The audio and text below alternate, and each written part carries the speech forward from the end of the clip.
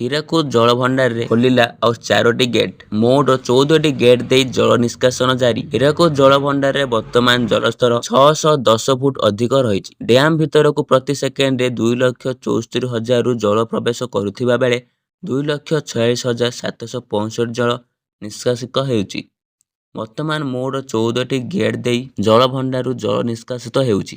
ଖୋଲାଯାଇଥିବା 14ଟି ଗେଟ୍ ମଧ୍ୟରେ ବାମ ପଟରୁ 10ଟି ରହିଥିବା ବେଳେ ଡାହାଣ ପଟୁ 4ଟି ଗେଟ୍ ରହିଛି। ସୂଚନାଯୋଗ୍ୟ ଯେ 28 ଜୁଲାଇରେ ହୀରାକୁଦ ଜଳଭଣ୍ଡାରରୁ ଚଳିତ ବର୍ଷର ପ୍ରଥମ ବନ୍ୟା ଜଳ ଛଡ଼ାଯାଇଥିଲା।